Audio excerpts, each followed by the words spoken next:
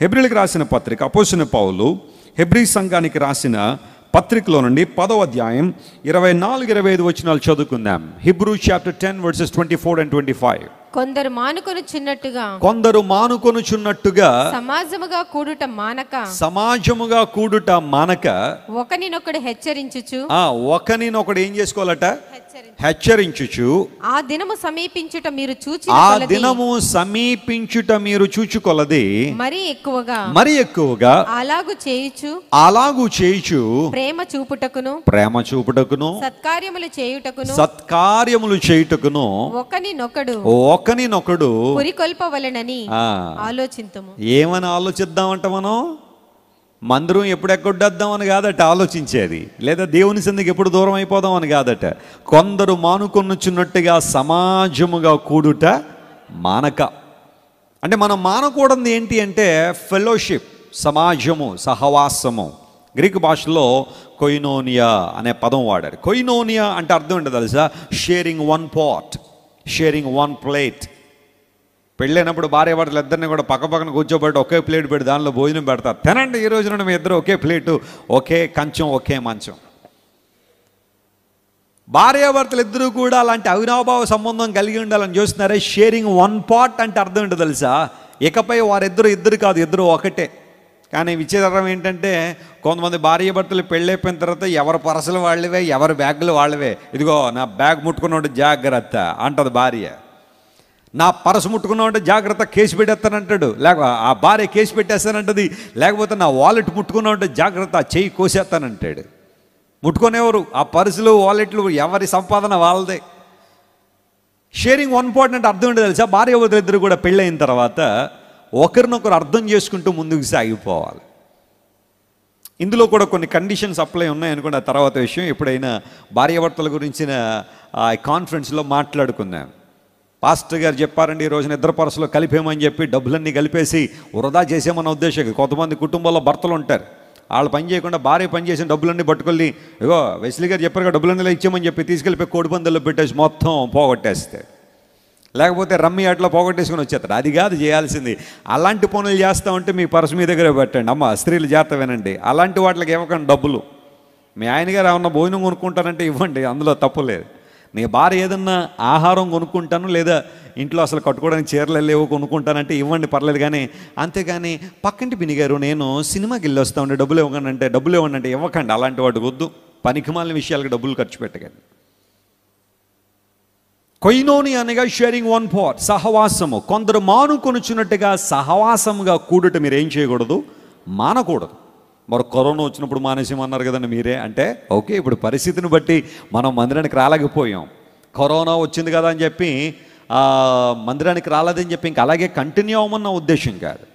అవకాశం ఉన్నప్పుడు, ఇప్పుడు ప్రభుత్వం వారు చెప్పారు బయటికి రావద్దని, ఉన్నాం ఇంట్లో. రావచ్చున్నారు, వద్దాం, దేవుని ఆరాధించుకుందాం. షాపింగ్ కాంప్లెక్సుల్లో లేని జాగ్రత్త, లేకపోతే ఇంకా అక్కడక్కడ లేని జాగ్రత్త కేవలం మందిరం దగ్గరికి వచ్చేసరికి ఎందుకు రావాలి మనకి? వద్దాం, మాస్క్ పెట్టుకుని వద్దాం, జాగ్రత్తగా అందరం కూడా సోషల్ డిస్టెన్స్ పాటిద్దాం. దేవుణ్ణి ఆరాధించడానికి ఎప్పుడు మనం ముందు ఉందాం, అందులో ఇబ్బంది ఏమీ లేదు. అందును బట్టి సంఘ నిర్వహణలో దేవుని సేవకులుగా మేము చెప్పే ప్రతి మాట మీరు లోబడచ్చు. కొందరు మానుకొనుచున్నట్టుగా మీరు సమాజంగా కూడుట ఏం చేయకూడదు? మానకూడదు. కొంతమంది బాబు ఏంటయ్యా మందిరం ఓపెన్ చేశారు, యవనొస్తుడివే, నీకు ఏం సిమ్టమ్స్ ఏమి లేవు కదా, మందిరానికి రావట్లేదంటే, అమ్మో కరోనా సార్. ఇంకేం అంతకుముందు కూడా రోజు వచ్చేసి ముందు లైన్లో కూర్చుని పోయినట్టు, ఈయన రాకుండా మందిరం ఎవరు తెరవకుండా ఉన్నట్టుగా మాట్లాడేస్తుంటారు కొంతమంది.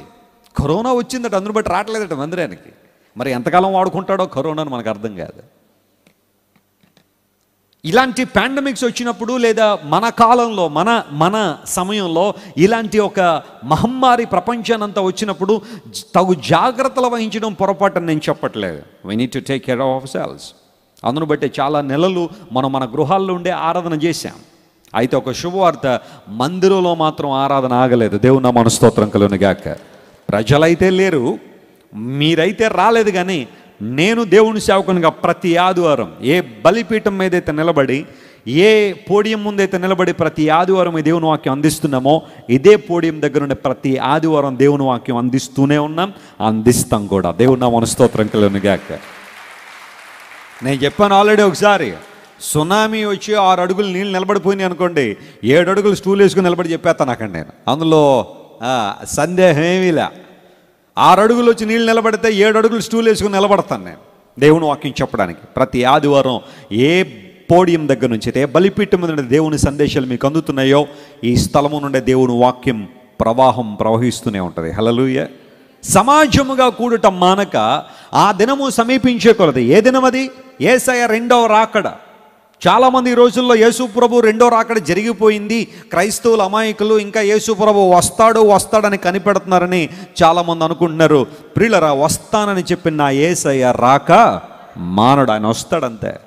ఆయన రాకడ జరిగిపోలేదు. బైబిల్లో కొన్ని సంఘటనలు కొంతమంది అర్థం చేసుకోలేక వచ్చేసాడు, యేసుప్రభు రాకడ జరిగిపోయింది, మీరు అనవసరంగా వెయిట్ చేస్తారు ఆయన కోసం అని కొంతమంది మాట్లాడుతున్నారు.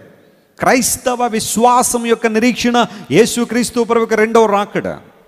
యేసు ప్రభు మొదట రాకడ ముందు పాత నిబంధనలో ఉన్న భక్తులందరూ కూడా ఆయన మొదటి రాక కొరకు ఎలాగైతే కనిపెట్టారో, we are waiting for the second coming of Jesus. యేసుక్రీస్తు ప్రభుకి రెండవ రాకడ కొరకు మనం కనిపెడుతున్నాం. That will be an incredible event in the history of the world. ప్రపంచ చరిత్రలో యేసు ప్రభు రెండవ రాకడ అదొక మహోన్నతమైన కార్యం.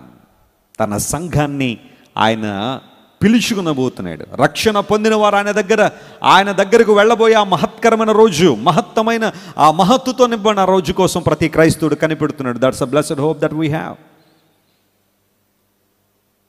ఆ దినము సమీపించే కొలది. ఎస్, దేవుని యొక్క నిర్ణయంలో, దేవుని యొక్క చిత్తంలో ఒక రోజు ఉంది. దేవుడు రావాలనుకున్న రోజు, ఒక్కొక్క రోజు మన జీవితంలో గడుస్తుందంటే we are coming close to that day, we are approaching close to that day.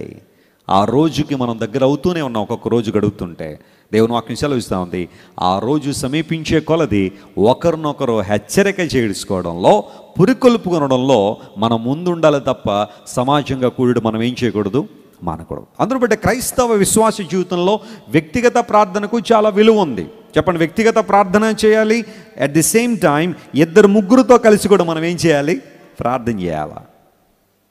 నేను నా వ్యక్తిగతంగా ప్రార్థన చేసుకుంటాను, బ్లెస్సీ గారు ఆ వ్యక్తిగతంగా ప్రార్థన చేసుకుంటారు. కొన్ని విషయాల్లో మేమిద్దరం కలిసి ప్రార్థన చేస్తాం. మా ఇద్దరు చేతులు పట్టుకుని ప్రార్థన చేస్తాం. కారణం ఏంటో తెలుసా? We would like to come to an agreement.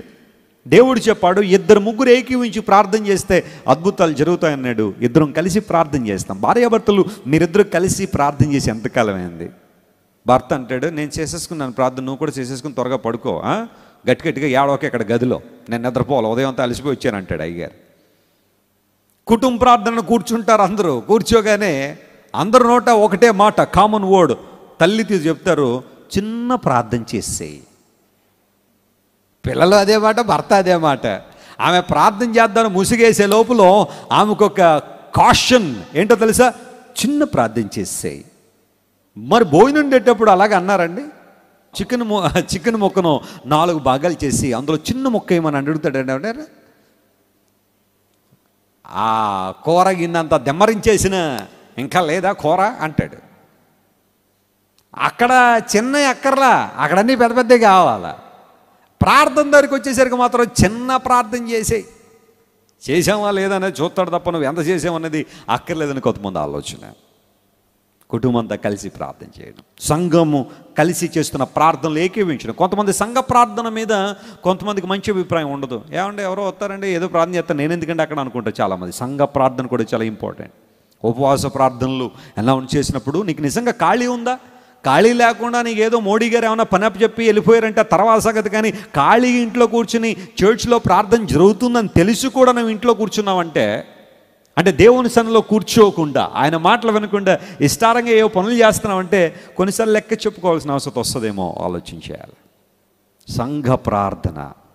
పేతురు చెరసాల్లో ఉన్నప్పుడు సంఘము ఏం చేసిందట? అత్యాసక్తితో ప్రార్థన.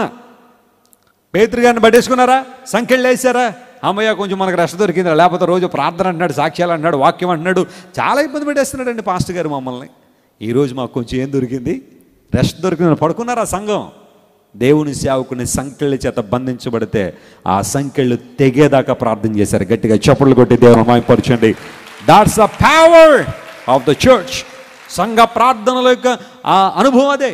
ఒక నలుగురు యవనస్తులు ఒక చోట కూడి ఉంటే, బ్రదర్ రండి ప్రార్థన చేసుకుందాం కాసేపు. నలుగురు సిస్టర్స్ ఒకటి చేరి ఉంటే, రండి సిస్టర్స్ ప్రార్థన చేద్దాం అందరం కలిసి అని ఏదో ఒక అంశం మీద ప్రార్థన చేయడం ద్వారా దేవుని కార్యాలు మనం చూస్తాం. సమాజముగా కూడుట మీరేం చేయకూడదు, మానకండి.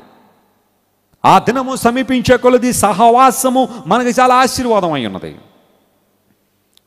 ఒక చోట కట్టెలన్నీ నిలబెట్టి మండిస్తున్నాం అనుకోండి, ఒక వెలగని కట్టె ఒక కర్రను పట్టుకొచ్చి వాటి మధ్యలో వేస్తే అది కూడా ఏమవుతుంది చెప్పండి, కాసేపటికి మండుద్ది. అంతేగాని కర్రలన్నీ ఒకదాని నుండి వేరు చేసేసి దూరంగా పెట్టేసాం అనుకోండి, అన్ని కట్టెలు ఆరిపోయి ఉంటాయి. కారణం ఏంటో తెలుసా, ఆ మంట మండడానికి కావలసిన వాతావరణం అక్కడ బాల. కొన్ని జీవం లేని సంఘాలు ఉంటాయి, రాజకీయాలతో నింపబడిన సంఘాలు, దేవుని ఆత్మ నడిపింపు లేని సంఘాలు, రాజకీయాలు, కొట్లాటలు, ఎలక్షన్లో ఇలాంటివన్నీ జరిగే సంఘాలు. అక్కడ నీ ఆత్మను మండించలేవు, జాగ్రత్త సుమ. నీ ఆత్మ అక్కడ మండదు, నీ మనస్సు అక్కడ మండేది కాదు. ఎక్కడైతే రోషం కలిగిన దేవుని బిడ్డలు ప్రార్థన చేస్తున్నారో, ఎక్కడైతే దేవుని యొక్క వాక్యము ప్రవాహం వల్ల నీకు అందించబడుతుందో, నీ హృదయాన్ని తాకుతూ ఉందో, నీ హృదయాన్ని సరిచేస్తుందో, అలాంటి జీవం గల సంఘంలో నాటబడాలి. అంతేగాని మా తాతగారు వెళ్ళేవారండి, మా నాన్నగారు వెళ్ళేవారండి, అందును బట్టి మాకు తెలిసినా ఇక్కడ జీవం లేదని తెలిసినా ఏదో వెళ్తున్నామని అంటే నీవు చాలా నష్టపోతున్నావు తెలిసి. నీ ఆధ్యాత్మిక జీవితం విషయంలో ఏనాడు కూడా రాజీ పడ్డానికి వీల్లే.